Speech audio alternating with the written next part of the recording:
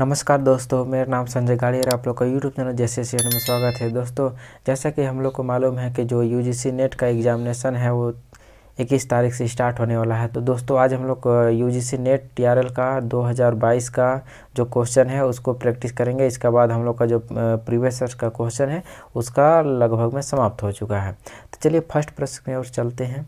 इस चैनल पे आप नए हैं तो चैनल को सब्सक्राइब कीजिएगा, वीडियो को लाइक एंड शेयर करना ना भूलें। तो चलिए फर्स्ट प्रश्न की ओर चलते हैं और उसका आंसर को देखेंगे। साथ साथ आप लोग भी प्रैक्टिस कर लीजिए ताकि जो आने वाला एग्जामिनेशन है 22 तारीख को वो आपका एग्जामिनेशन अच्छा से अच्छा जाए। तो चलिए फर्स्ट प्रश्न की ओर चलते हैं। फर्स्ट प्रश्न है कि तिलका मांझी का जन्म कब हुआ था।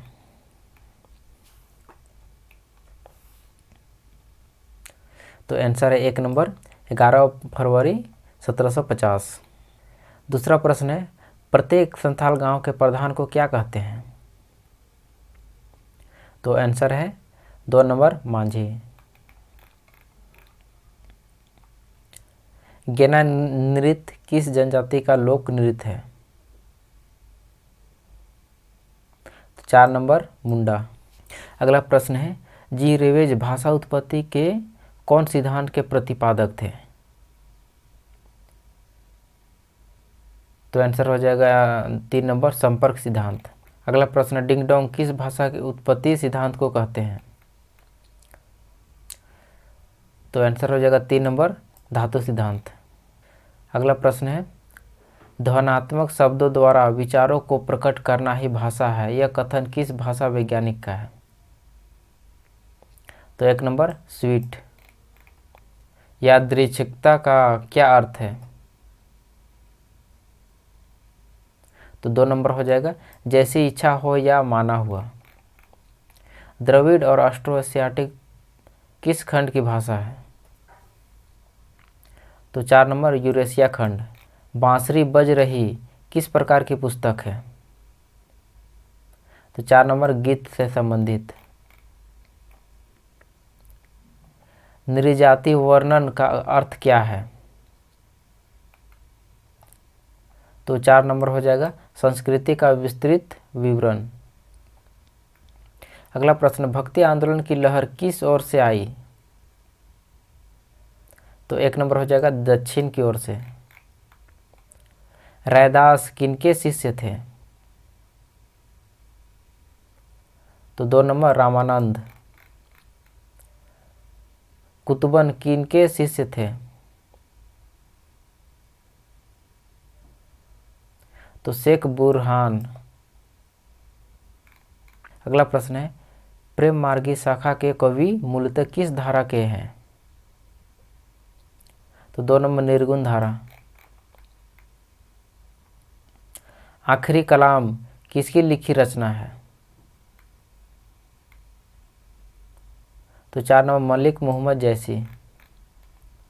अगला प्रश्न है शब्द का प्रसिद्ध अर्थ देने वाले शक्ति क्या है। तो 3 नंबर अविधा। अगला प्रश्न है नानु शब्दार्थो काव्यम किस आचार्य का कथन है।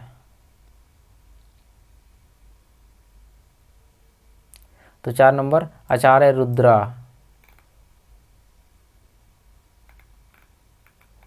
अगला प्रश्न है संथाल पुलिस रूल 1856 क्या है।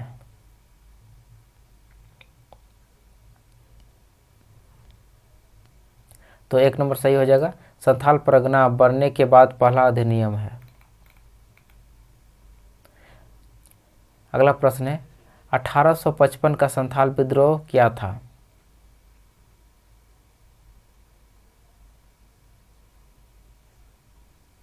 तो 3 नंबर था सत्ता शासन के लिए पहला संगठित जन युद्ध था। छोटा नागपुर काश्तकारी अधिनियम कब बना था। तो 4 नंबर 1908 ईस्वी। अगला प्रश्न है दामिने को किस क्षेत्र में विख्यात था। तो 2 नंबर संथाल परगना क्षेत्र में। सदर बापला बिल्होर जनजाति में क्या प्रथा है। तो 3 नंबर पारंपरिक विवाह। प्राचीन काल में वेदों की परंपरा कैसी थी?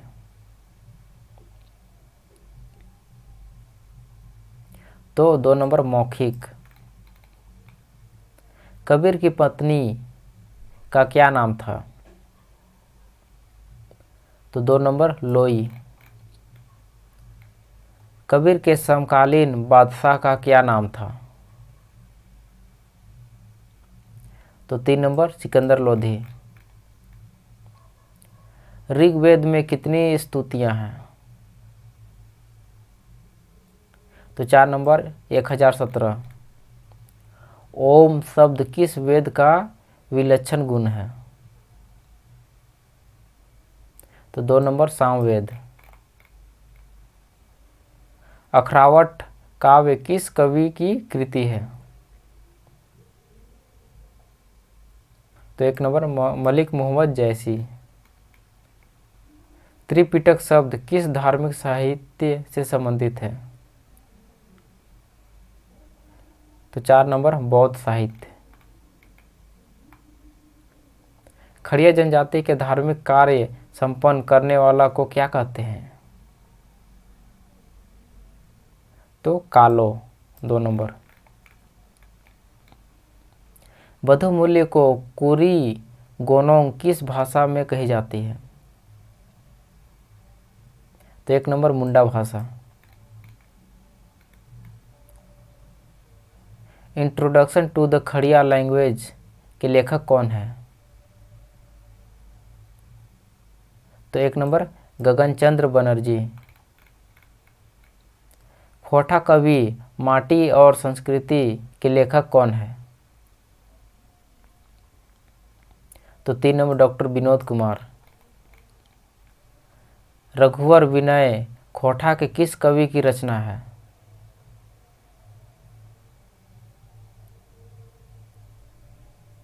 तो 3 नंबर राजा गंगा नारायण सिंह। धनीराम बख्शी किस काल के कवि थे? तो 3 नंबर प्राचीन काल। महंत घासी राम किस पंथ के कवि थे? तो 1 नंबर कबीर पंथ। कुरुमाली के प्रथम उपन्यास की पुस्तक का क्या नाम है? तो 4 नंबर गांधिक जय। भूसा कुटते नर बिसरलाई हरिहर गीत किस कवि की रचना है? तो 4 नंबर बरजूराम तांती। अगला प्रश्न है कुड़ुक बचना गाहे मुंता पुथी पुस्तक का प्रकाशन कब हुआ था? तो 2 नंबर 1940-41। पंचपर्गनीय भाषा साहित्य एवं संस्कृति के लेखक कौन है?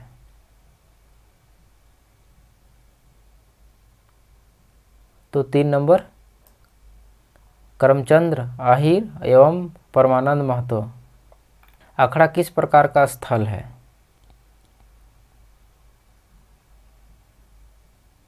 तो आंसर है 2 नंबर ए और सी सही है। ए क्या है?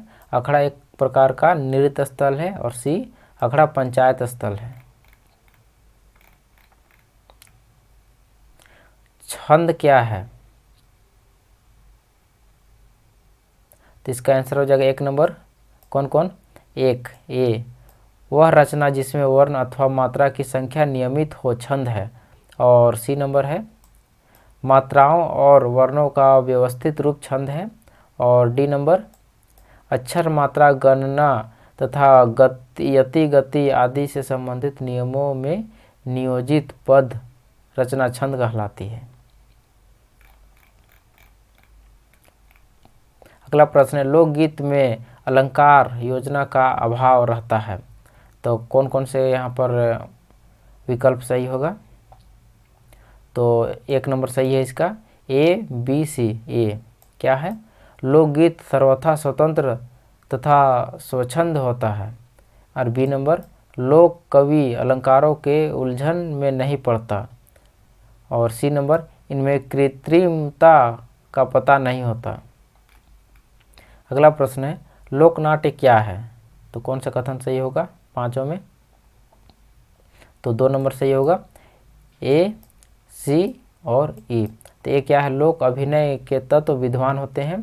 और सी है, लोक जीवन में इनका घनिष्ठ संबंध है। और ई नंबर है, इनमें परंपरागत अभिनय प्रस्तुत किया जाता है।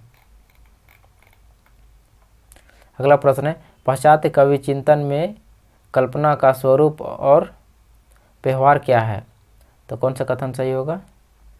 तो 2 नंबर सही है, ए, बी और सी। ए नंबर है, सृजनशील मानव का मन जगत के सृष्टा ईश्वर की सार्वजना शक्ति का ही प्रतिबिंब है। और बी नंबर है, बिंब एक प्रकार का सब चित्र है जिसका निर्माण कल्पना द्वारा होता है। और सी है, वह संपूर्ण मानव ज्ञान का मूल कारक है। अगला प्रश्न है, समाजशास्त्रीय अध्ययन की दृष्टि से ऋग्वेद का महत्व क्या है? तो कौन कौन से ऑप्शन सही होंगे? तो 4 नंबर सही है, ए और ई केवल सही है। तो ए नंबर है, समाजशास्त्रीय दृष्टि से ऋग्वेद का बहुत अधिक महत्व है। और ई है, इनमें आर्यों के प्राचीन सामाजिक संगठन, रहन सहन, वेशभूषा आदि आर्थिक तथा राजनीतिक व्यवस्था का वर्णन है। अगला प्रश्न, पहेलियाँ क्यों पूछी जाती है? तो इसका आंसर हो जाएगा 2 नंबर, बी और डी सही है। बी क्या है, किसी भी बुद्धि की परीक्षा लेने के लिए। और डी है, अवकाश के अवसरों पर मनोरंजन करने के लिए। अगला प्रश्न है, माल पहाड़िया आदि जनजाति की समाज व्यवस्था कैसी है? तो कौन सी पांचों में कौन सा ऑप्शन सही है? तो आंसर 3 नंबर सही है, बी और डी। तो बी क्या है, माल पहाड़िया परिवार प्राय एकल होती है। और डी है, माल पहाड़िया के गोत्र के अभाव में परिवार का बहुत व्यापक सामाजिक महत्व है। अगला प्रश्न है, हिंदी साहित्य के भक्तिकालीन कवि कौन थे? तो कौन कौन से ऑप्शन सही है? तो ऑप्शन 4 नंबर सही है, ए और डी। तो कौन कौन सही है? तो ए, भक्तिकालीन कवि मूलतः सत्य के अन्वेषी के साथ साथ काव्य के क्षेत्र में चित्रंजन, पावन और सुंदर भावनाओं के पोषक थे।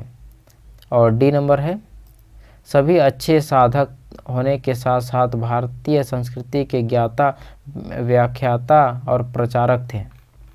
जयशंकर प्रसाद के अनुसार काव्य का प्रयोजन क्या है? तो कौन सा ऑप्शन सही है? तो इसका 1 नंबर सही हो जाएगा, ए और सी।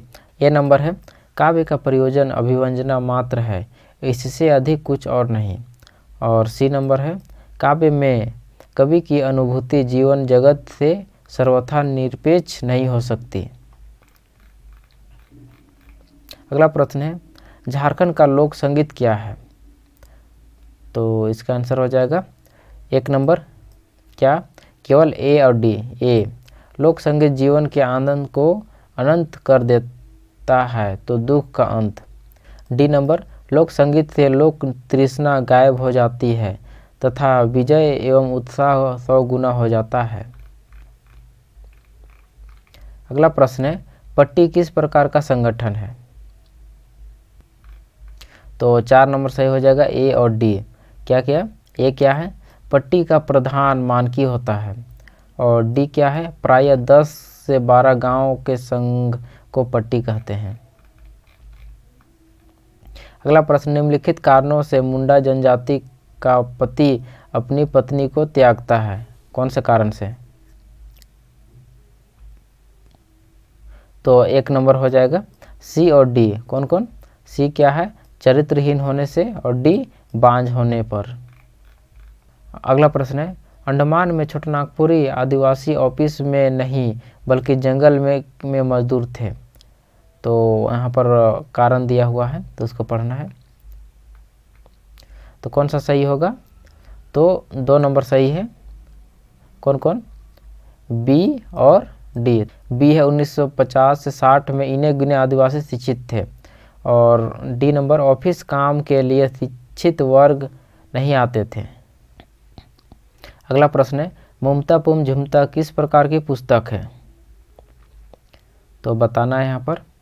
तो 3 नंबर सही हो जाएगा, सी और ई। तो सी क्या है?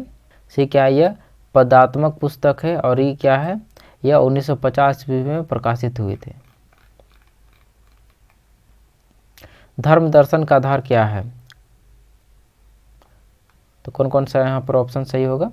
तो 1 नंबर सही होगा, ए और डी।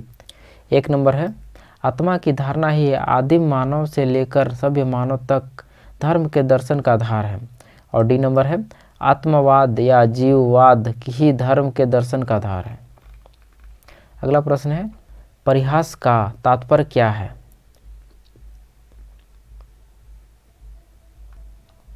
तो 2 नंबर सही हो जाएगा, बी और सी। बी नंबर है परिहास एक दूसरे को अत्यधिक निकट लाता है। और सी नंबर है परिहास में काफ़ी हंसी मजाक की छूट रहती है। अगला प्रश्न है लोक गाथा के प्रमुख 2 भेद पाए जाते हैं। तो कौन कौन से हैं? तो 4 नंबर सही हो जाएगा, ए और डी। तो ये क्या है? आकार की दृष्टि से और डी है विषय की दृष्टि से।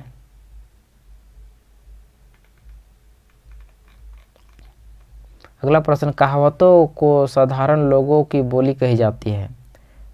तो कौन कौन से पॉइंट सही है यहाँ पर? तो 3 नंबर सही हो जाएगा, ए और डी। कहावतों को लोक बोली कही जाती है।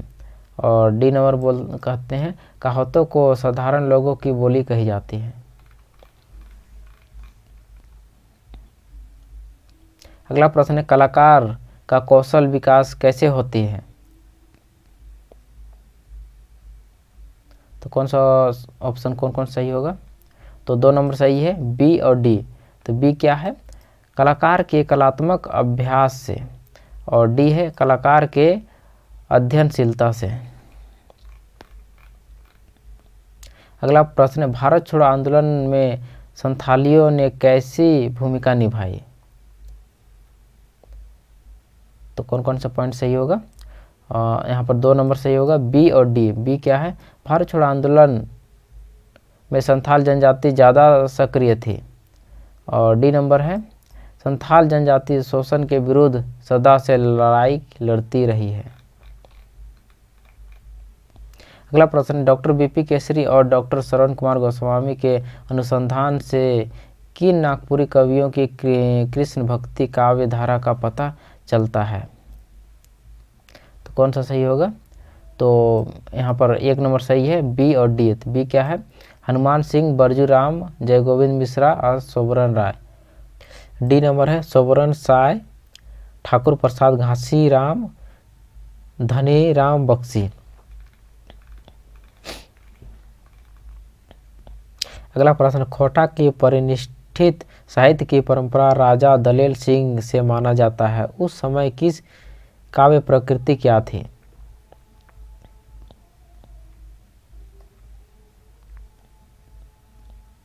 तो 1 नंबर सही होगा, बी और डी। तो बी क्या है? धर्म कर्म भगवान भक्ति। और डी था भक्तिकालीन धार्मिक रीतिकालीन। अगला प्रश्न है सरहुल के दिन लड़के सुबह में दोन या नदी तरफ जाकर किस चीज को पकड़ कर लाते हैं?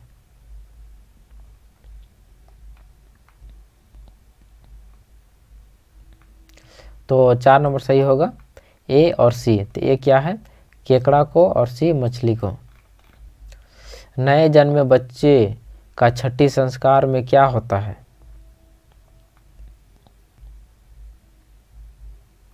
तो 3 नंबर ए और सी। ए छठी के दिन बच्चे का मुंडन होता है और सी छठी के दिन बच्चे को स्नान कराया जाता है।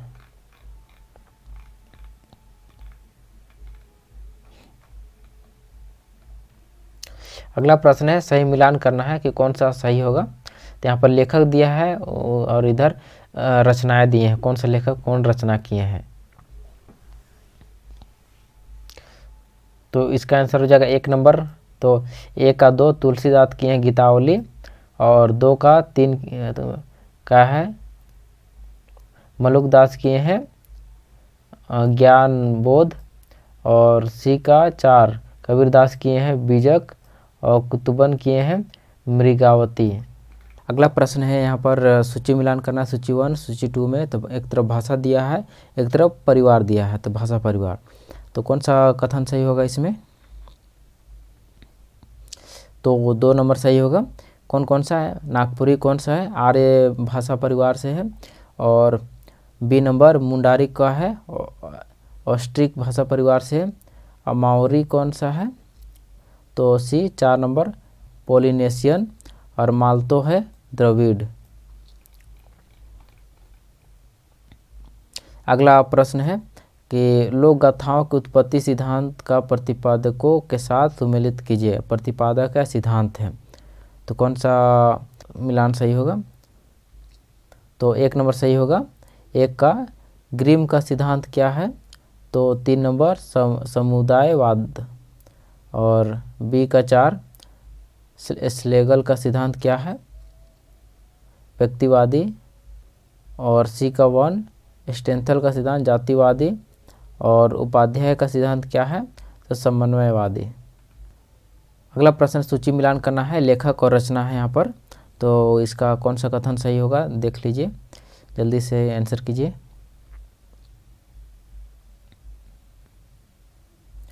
तो 3 नंबर सही हो जाएगा।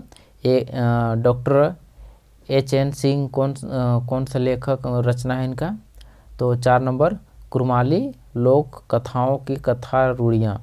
और डॉक्टर मनसिद बड़ाउद के द्वारा क्या लिखा गया है, बी का 3 नंबर मुंडाओक सोना कजियोक। और सी नंबर डॉक्टर भुवनेश्वर अनुज के द्वारा नागपुरी लोक साहित्य। और शिवनाथ प्राणिक के द्वारा सेवाती खोटा गीत संग्रह। तो सूची मिलान करना है, लेखक और पुस्तक यहाँ पर नाम दिया हुआ है, तो कौन सा मिलान सही होगा, तो यहाँ पर 2 नंबर सही होगा। कौन कौन, डॉक्टर गिरधारू राम गंझू कौन सा पुस्तक लिखे हैं, झारखंड की पारंपरिक कलाएं।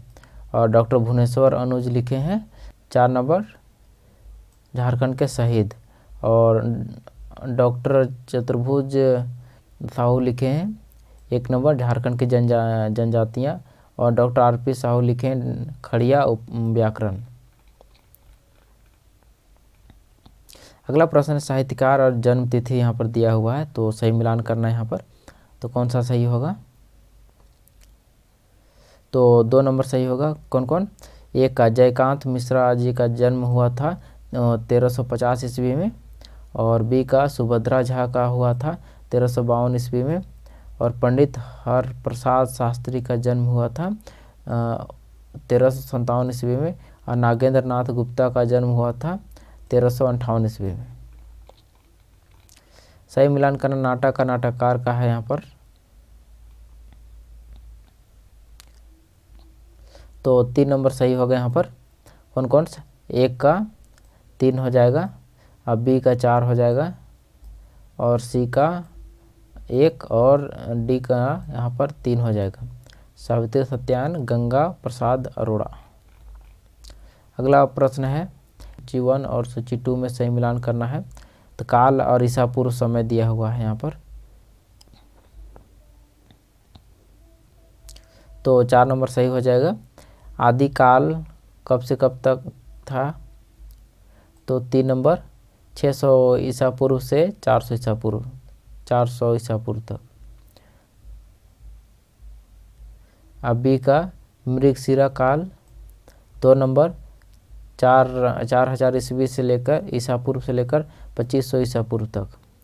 और कृतिका काल कब से कब तक माना गया है, तो 4 नंबर 2500 ईसा पूर्व से लेकर 1400 ईसा पूर्व तक।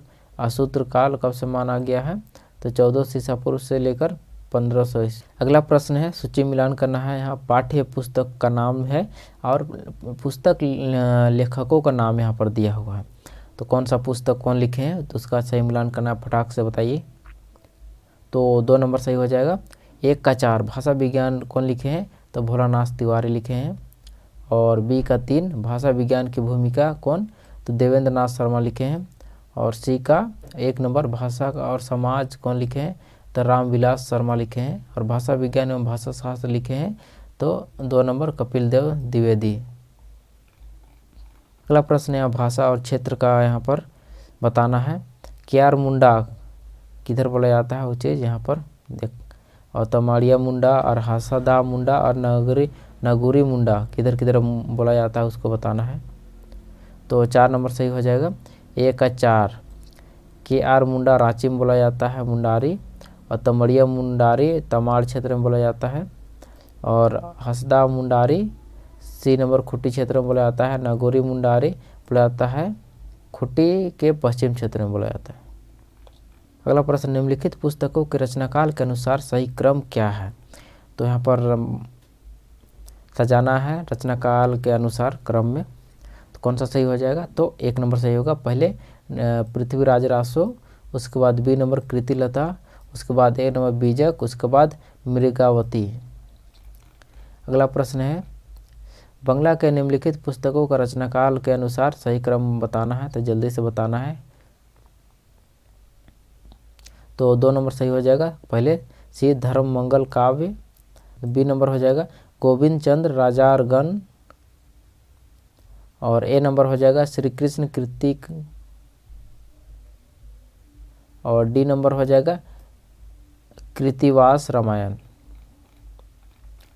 अगला प्रश्न है, निम्नलिखित कवियों के आविर्भाव काल का सही क्रम क्या है?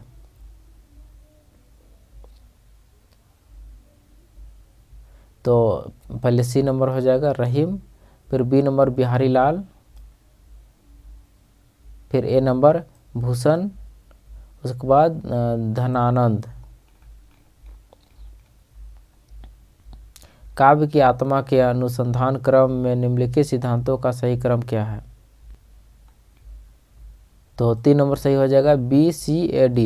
तो पहले बी कौन है? रस सिद्धांत, उसके बाद सी अलंकार, फिर ए है रीति सिद्धांत, उसके बाद डी है ध्वनि सिद्धांत। अगला प्रश्न, निम्नलिखित कारकों को सही अनुक्रम में सजाइए।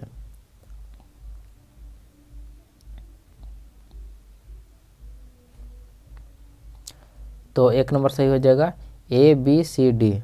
तो ए कौन है? संप्रदान, उसके बाद बी है अपदान, उसके बाद सी है संबंध, उसके बाद डी है अधिकरण। अगला प्रश्न है, भारतीय आचार्यों की दृष्टि से काव्य की आवश्यकता का सही अनुक्रम क्या है?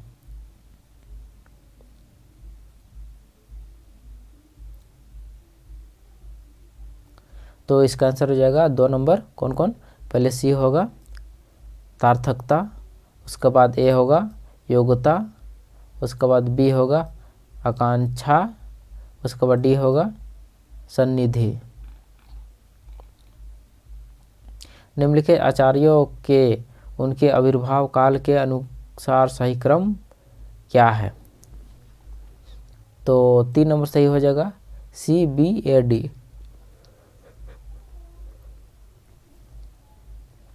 पहले सी भामा, फिर बी वामन, फिर ए नंबर मम्मट, उसके बाद डी विश्वनाथ। अगला प्रश्न, निम्नलिखित समूह को बढ़ते अनुक्रम में सजाइए। तो 2 नंबर सही होगा। पहले बी जोड़ा, उसके बाद ए दर्जन, उसके बाद डी कोरी, उसके बाद सी ग्रॉस। अगला प्रश्न है, डॉक्टर कपिल देव द्विवेदी के अनुसार वेदों का कालक्रम सही अनुक्रम क्या है? तो 4 नंबर सही होएगा। पहले सी ऋग्वेद, उसके बाद बी यजुर्वेद, उसके बाद ए सामवेद, उसके बाद डी अथर्ववेद। अगला प्रश्न है, हो भाषा के व्याकरण और शब्दकोश के पुस्तक को उसके प्रकाशित क्रम में सजाइए। तो 3 नंबर सही होगा। पहले बी होगा, फिर डी, फिर सी, फिर ए। पहले बी होगा grammar of the Kol language, उसके बाद डी होगा हो ग्रामर, उसके बाद सी होगा हो ग्रामर विथ वेकेबुलरी, उसके बाद ए होगा हो ग्रामर एंड वेकेबुलरी। अगला प्रश्न है, अभिकथन है, लोकोक्ति लोक समाज द्वारा संक्षिप्त पारंपरिक वक्तव्य के रूप में व्यक्त किया जाने वाला स्पष्ट सत्य है। कारण है, लोकोक्तियाँ लोक समाज द्वारा जीवन की परिस्थिति का सामना करने के लिए प्रयुक्त की जाने वाली वाचिक रणनीति है। तो कौन सा कथन सही होगा?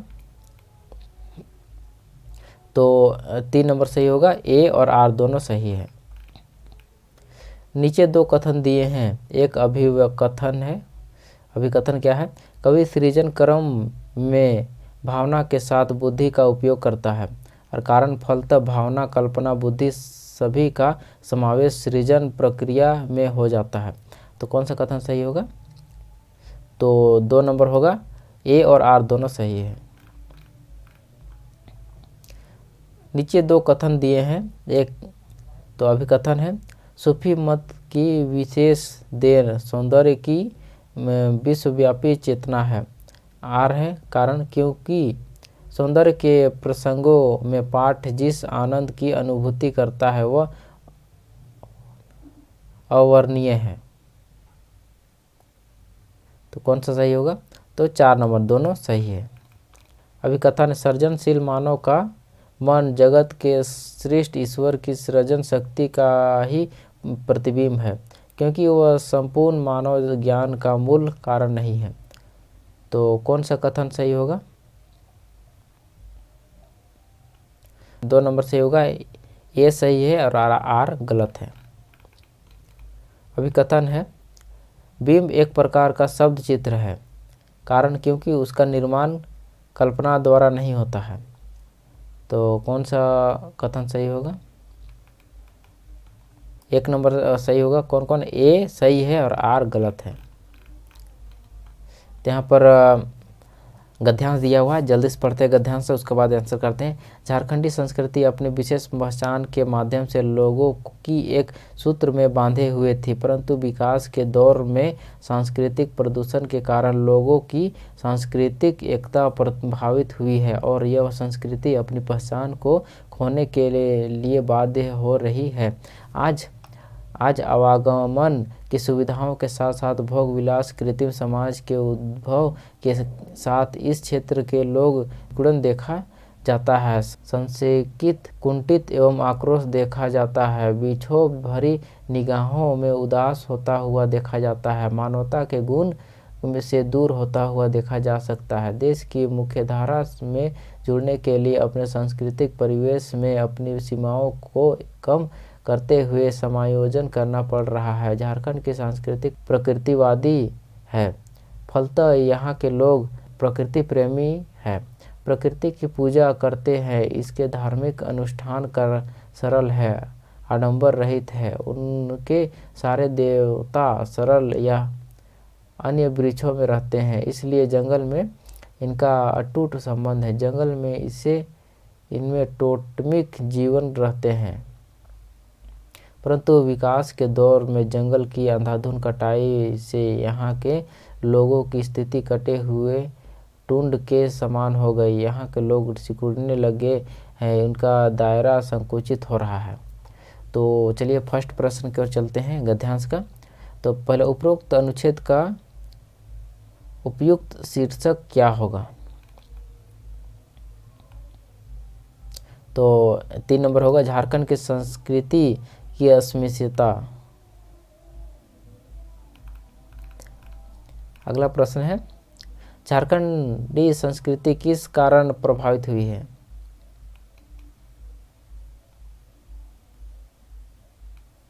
तो 2 नंबर, सांस्कृतिक प्रदूषण।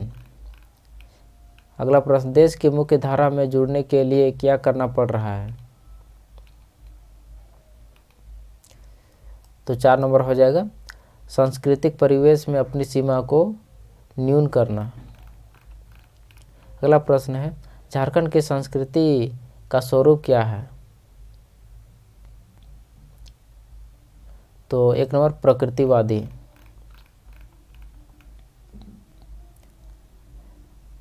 अगला प्रश्न है, झारखंड में रहने वाले लोगों की स्थिति कटे हुए टुंड के समान क्यों हो रही है?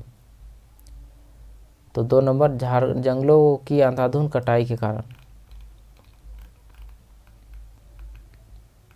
अगला प्रश्न है, अगला गद्यांश है, इसको जल्दी से पढ़ते हैं। वैदिक साहित्य अत्यधिक विशाल साहित्य है, यह एक आधारशिला है जिस पर परवर्ती संस्कृत साहित्य और भारतीय दर्शन टिका हुआ है। वैदिक ऋषियों और तत्वचिंतकों ने अपनी अपूर्व मेधा तथा प्रतिभा के द्वारा प्राचीन काल में भी जिस सत्य का अन्वेषण किया था वह आज के चिंतन और दार्शनिक के लिए महत्व की वस्तु है। ऋग्वेद के मंत्रों का ऋषि न केवल प्राकृतिक देव शक्तियों की स्तुति करने वाली थी अपितु अत्यधिक भावुक कवित्व शक्ति के संपन्न भी था।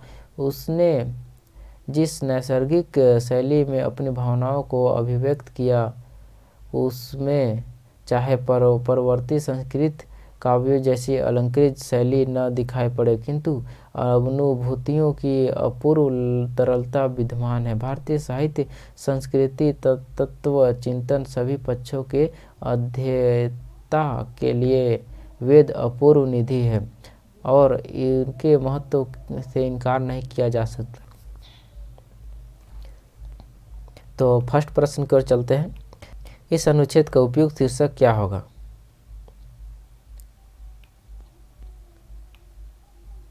तो 2 नंबर वैदिक साहित्य का महत्व। अगला प्रश्न है पखरती साहित्य का आधार क्या है? तो 3 नंबर वैदिक साहित्य। अगला प्रश्न ऋग्वेद में किस प्रकार की शैली का प्रयोग मिलता है?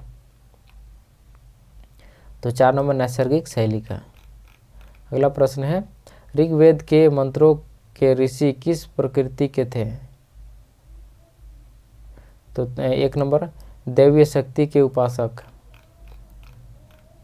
अगला प्रश्न वेद किनका अपूर्व निधि है?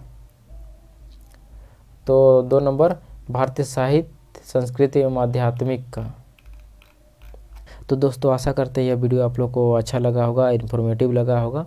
और वीडियो अच्छा लगा तो वीडियो को लाइक कीजिएगा, चैनल को सब्सक्राइब करना ना भूलें और अपने दोस्तों से शेयर ज़रूर करें। तो दोस्तों मिलते हैं नेक्स्ट वीडियो में, तब तक के लिए जय हिंद।